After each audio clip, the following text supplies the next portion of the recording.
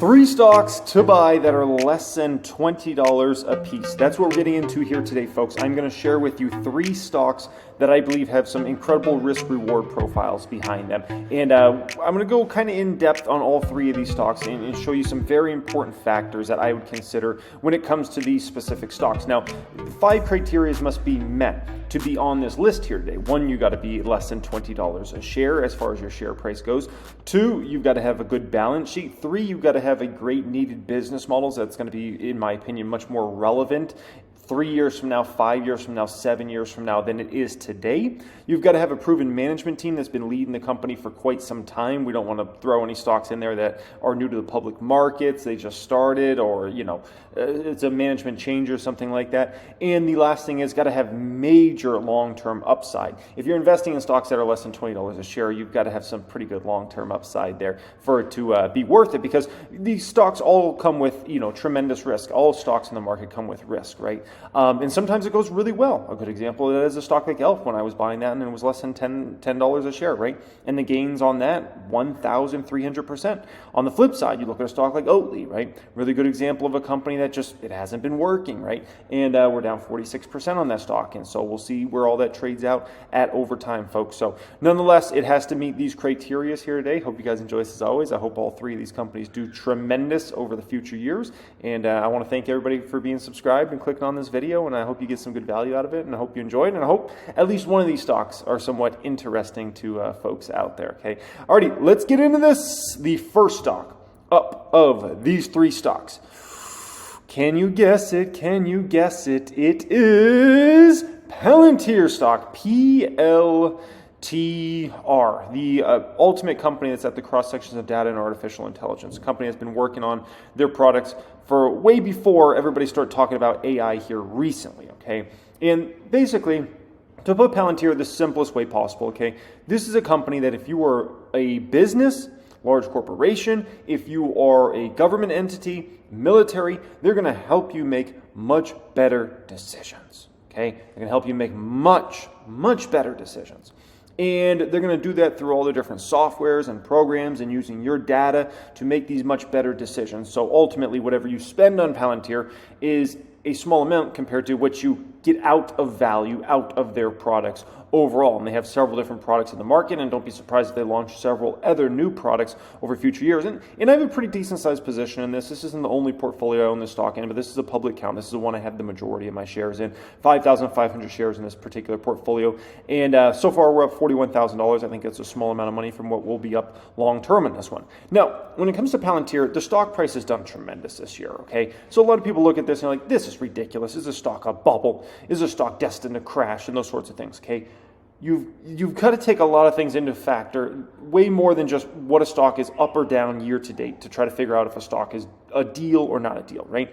First thing to understand about Palantir, we went into 2023 extremely undervalued on Palantir stock. This stock sold off ridiculously hard. We're talking about 70% plus sell-off. It was way overdone, and this is what happens in the market. You have stocks that get way overvalued sometimes and way undervalued, and Palantir went into this year extremely undervalued, so it was due for a big bounce back, okay? Second thing is, the company just got to profitability, which is a game changer for their business model. Everybody looked at Palantir for the longest time like, they're never going to get profitable. This is never going to be a profitable company. Well, they've done it.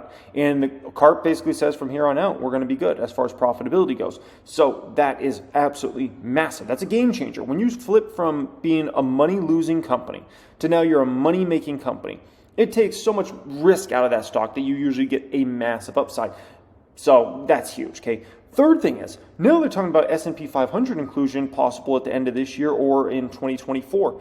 That's huge. Whenever you have a company that's getting close to getting in the S&P 500, usually a lot of investors that start to pour in money. Obviously, it starts to build momentum, understanding that once it gets in the S&P 500, you have a massive amount of funds that have to buy that stock over the next 6 to 12 months once it gets into the S&P 500, okay? That's a game changer for Palantir stock price. And then on top of that, a fourth thing, if that wasn't all enough, okay? You have AI interest boom right now. Alex Karp, the CEO of the company, says they're getting as many inbound calls in a month that they would usually get in a year, okay? It's ridiculous. So everybody wants to know about Palantir's products now at this point in time. And don't be surprised if you see a ridiculous amount of deals signed for Palantir over the next several quarters and several years, okay? And we're already starting to see a lot of those in press releases and whatnot. So they have 4 insane things going for them all this year, okay? And that's how you get this stock up 154%. I'm not so convinced the stock's even done this year. I don't be surprised at all if this stock doesn't end the year somewhere between $20 and $30 a share by the year end, okay? It is a tremendous runner. Now, in terms of Palantir, their balance sheet is very pristine. This is a company with cash and cash equivalents of over $1.2 billion as of the latest quarter, marketable securities of $1.6 billion, total assets of almost $3.7 billion of total assets, and they have total liabilities of only $879 million. Their cash alone is way more than their entire total liabilities. Let that sink in for a moment. Anybody that knows anything about balance sheets is going to say, oh, that's extraordinarily great. When you have more in just cash than you do in total liabilities, that's ridiculous. Very few companies in the world that are public companies can say they've got more in cash than they do in total liabilities. That's ridiculous, okay? Total stockholder equity on this company of almost $3 billion, about $2.7 billion. Don't be surprised if it's $3 billion by year end, okay? Now, the company's about to go through a complete re-rating of this stock that's coming, okay? Analysts have all their projections far too low in regards to Palantir, and don't be surprised at all if you see the entire analyst community raise their EPS targets massively over the next year, their revenue targets exponentially over the next couple years.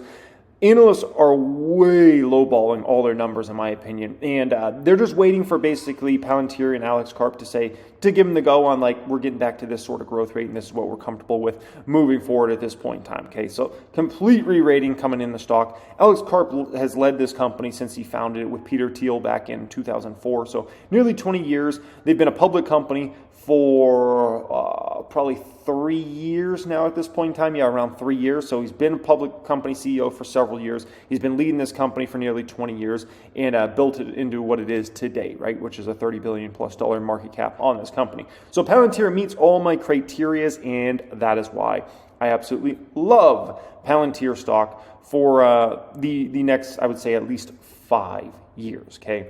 The second stock up of these stocks is, can you guess it? We'd like to thank Seeking Alpha for sponsoring this segment of the video here today. Seeking Alpha Premium is a must for all stock market investors in the market. Let me go ahead and show you how amazing this technology is.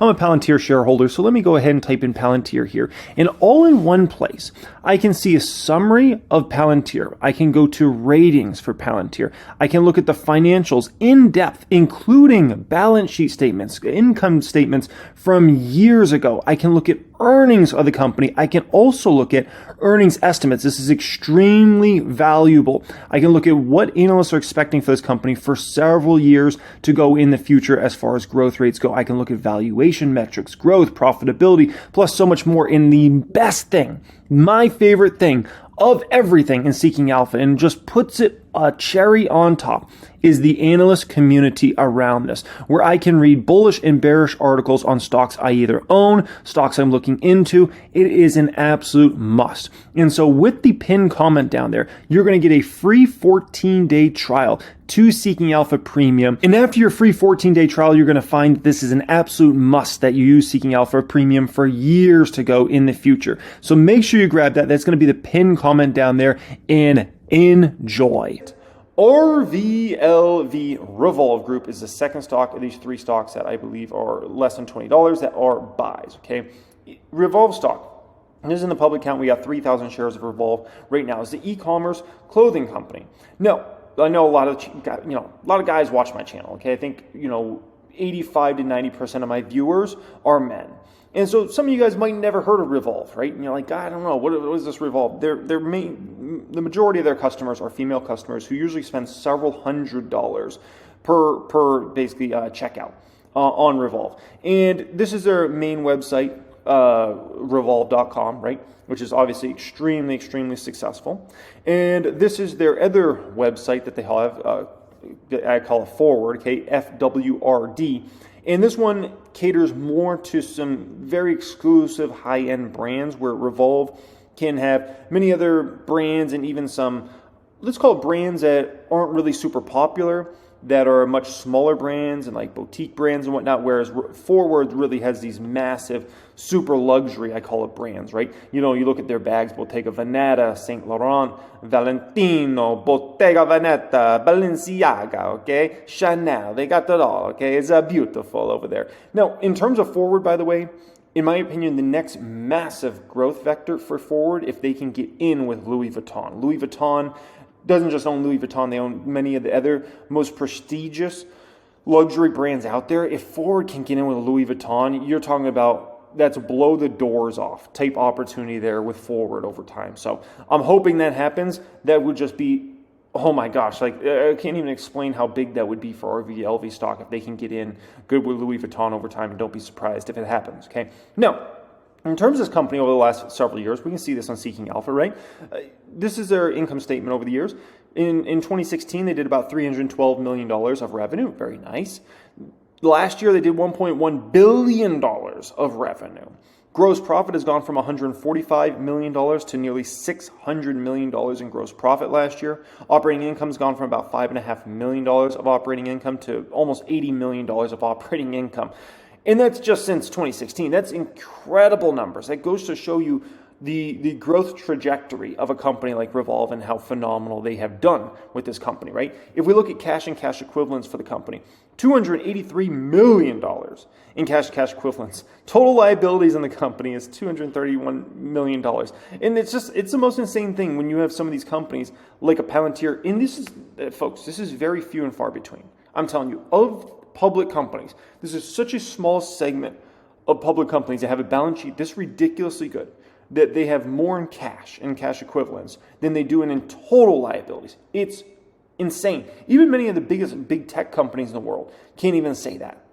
And that's saying a lot, because many of the biggest tech companies in the world have some of the most incredible balance sheets, but a lot of them can't even say they've got it that good. Now, keep in mind, Revolve's about a $1.2 billion market cap here today, 1.1, 1.2, somewhere around there. So the company has nearly $300 million in just cash sitting around. So the truth is, in my opinion, if I'm looking at this and I'm saying I'm going to buy the whole company, I'm basically paying about $900 million for the entire Revolve company. This is stealing money, in my opinion. Absolutely stealing money. This is a steal deal of a stock, okay? Now, when it comes to Revolve, the company trades at a forward P of, based upon 2024 numbers, of about 19. For a company that I believe is going to grow double digits revenue in 2024 and beyond, for as far out as I can see, for me to get it at this sort of valuation is a little laughable. I'll gladly take this, okay? The risk reward is ridiculous in this stock. Now, in terms of the gentlemen that lead this company, Mike and Michael, okay, and they've led this company for, literally, they co-founded it together, okay, and they both worked at this other company called Nextstrat. I guess they built a relationship, and then they had this vision for Revolve, and then they made it happen. And they've done a tremendous job leading the company. They've been a public company for many years now at this point in time, and they've obviously led the company for a long, long time, and they understand how to use influencers on Instagram and whatnot, and popular, females that they can use, to support their brands and their products and things like that. And so the gentlemen have done terrific building this company from nothing into a major player in the fashion industry. And I think they're going to be a much bigger player in 5 years from now than it is today. And so I'm just very, very pleased with Revolve. And I'm very pleased with that these gentlemen, they don't just understand e-commerce. They don't just understand fashion. They don't just understand influencer marketing, but they understand running a business. When I see the sort of gross profits this company's put up over time, the revenue growth this company's put up over time, when I see the balance sheet as pristine as it is, these gentlemen know a thing or two about running a very successful business. And I wouldn't want to compete with them. I would not want to compete with these gentlemen. They got their stuff together, okay? They got their stuff together. So I'm a very proud shareholder of this company. I think it's a tremendous buy. It is a stock I'm actively buying, and I probably will buy it all the way until the end of this year, to be quite frank. Do they meet all the criteria? Under $20 a share? Yep. Good balance sheet? Yep. Great needed business? Absolutely. Proven management team? Yes. And major long-term upside? Yes. Okay. Alrighty. Third stock up here of these three stocks to buy that are less than $20. This one is much higher risk, much higher reward than Palantir and Revolve. Okay. Much higher risk, much higher reward. This is the fun one of the three, okay? I mean, they're all fun. They all have tremendous upside, but this is the most fun one maybe of the bunch, okay? And that is FUBO TV, ticker symbol FUBO on this one. Now, this one has been on a run the past 3 months. Incredible, 72% gainer the past 3 months in the stock. And much of that's honestly come pretty much in the past, I would say, we could say maybe the last 7 weeks, 8 weeks. I mean, what an absolute run. Now, this is a gulag stock. A gulag stock is any stock under $5 a share. These are the companies that are left for dead, and they're either going to make it back and get out of the gulag and never come back, or they're going to be stuck in the gulag for all of eternity, okay? I believe FUBO is one of the very few stocks that's in the gulag that will make their way out, okay? Now, they're a TV streaming player, and their main focus is on sports. That's really their differentiator. I'm personally signed up for FUBO. I love football specifically in the fall time, college football even more specifically, and so a Saturday in the fall time, man, you see me post it up, I'm going to be watching college football all day. And their technology is phenomenal where you can watch 4 games on your big screen all at the same time. They have the most channels of anybody, which is very important for somebody like a college football fan like myself, because you've got to have a ton of different channels because they're all over the place as far as the games go. And so they're just perfect when it comes to that. And if you're a major sports fan, like FUBO's going to be the streaming service you're going to end up likely signing up for, because you're going to find it just beats YouTube TV and it pretty much beats any other competitors, which honestly FUBO's only main competitor long term in my opinion is YouTube TV. I don't even look at anything else as a major, satellite is on a slow decline that's going to last, the next decade or two. Cable, same exact thing. We're moving to this wave of streaming. Like, this is the next wave. And I think YouTube TV and FUBO are going to be the two main players in the market. I think YouTube will always be much bigger than FUBO because obviously they have the backing of YouTube and Google. But with that being said, I think there's a great spot for FUBO to become a absolutely gigantic corporation in this space. Now, if we look at their numbers here, okay, year-over-year subscriber growth of 22%. Year-over-year total ARPU up 8%. Don't be surprised if that number goes up quite considerably more as the year ticks on, okay? Average revenue per user. If we look at rest of world streaming, subscribers are up 24%. Year-over-year revenue on rest of world was up 43% on a year-over-year basis. Now, this company's a money loser. That's why it comes with big risk versus Revolve and versus Palantir that are profitable companies, okay? Now, in regards to FUBO here, right, their net loss went from $128 million to $83 million. That's great progress there. They got a ways to go, but that's a substantial improvement. If they continue to do that quarter after quarter, they're going to be looking pretty darn good in a few quarters from now, okay? Adjusted EBITDA went from $95 million loss on adjusted EBITDA to about $58 million adjusted EBITDA loss, $59 million there, okay? That's a massive improvement. Once again, they got work to do to get all the way to the finish line, right? But dang, they're going, they're moving in the right direction. They're moving pretty fast here, okay? In terms of their guidance, they guided for $1.25 billion of revenue in fiscal year 2023. I think that's very doable. I think they could potentially even beat that. Subscriber number, especially now that they got a new lady in charge of their ad business, who I think is going to do absolutely a phenomenal job building up their advertising business, which is just such a big long-term growth vector for this company. Is ridiculous. Subscribers, 1.56 million subscribers are expected by year end, which is a phenomenal number there. Now, in terms of rest of world streaming, revenue expected to come in at $30 million for the year, a little over $30 million, and subscribers expected to come in at 405,000 subscribers for rest of the world. Now, something very important came out in their latest earnings, okay? These two sentences here are massive. In addition, we remain, this is coming from David Gandler, the co-founder and CEO of the company. In addition, we remain confident in our path to generate positive cash flow in 2025. That's massive. Whenever you own a money-losing company, they've got to have a vision on how they're going to get to actual profitability. They got to work out the math, and here's how we're going to get there, okay? And so expect this company to be cash flow negative in 23, 24 until getting positive in 2025, okay? I hope they get there sooner. I mean, the type of progress they're making pretty quickly here, we'll see.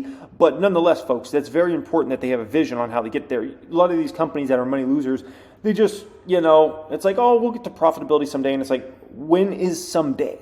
Like when are we getting to cash flow positive? Like, is that like a year from now, 3 years from now, 5 years from now, never? Like, what's going on here, right? We are confident, and this is coming from Edgar, Executive Chairman of FUBO.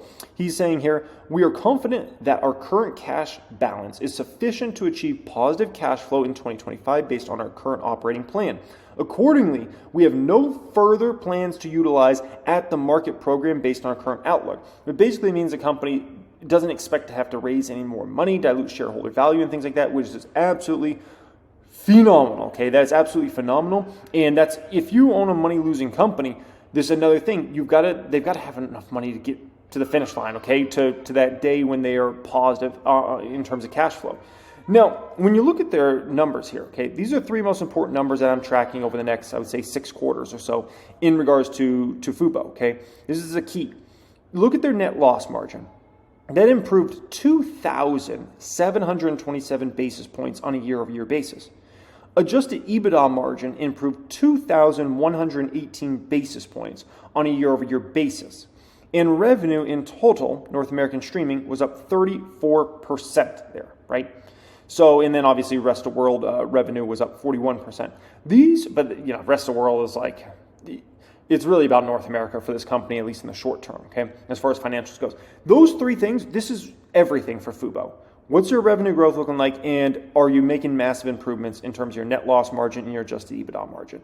And they're making insane progress. And so I like what I'm seeing here, and that's what gives me the confidence that FUBO is going to be able to make it through and get out of the dang gulag that they're in right now, okay?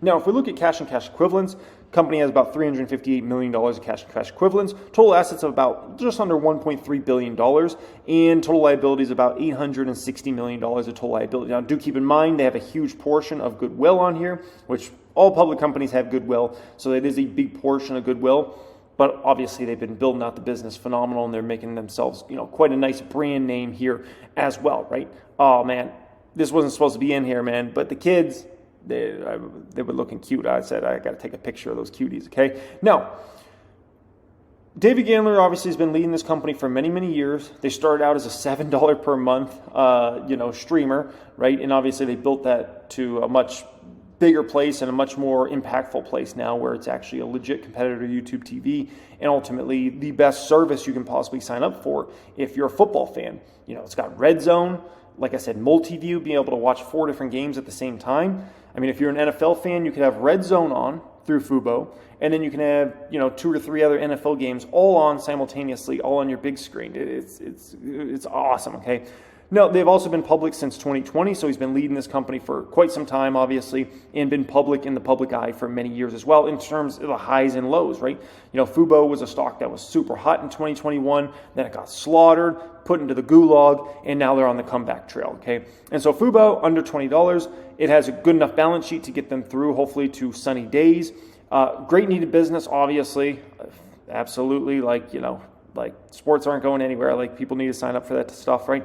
Proven management team. They've been leading this company for many years, including in the public eye, and major long-term upside here as long as they can make it through to the other side, okay? Those are the 3 stocks here today, folks, that are buys that are under $20. All have different risk-reward profiles, but all I'm very excited about for the long term. So hope you enjoyed today's video. Thank you for everybody that subscribed to the channel. I appreciate y'all. Also, make sure you take advantage of that deal here today on Seeking Alpha for a free 14-day trial, and make sure you stay signed up with them because they're a phenomenal service that's going to help you out immensely as a stock market investor for years to go in the future. That will be the pinned comment down there. Much love and have a great day.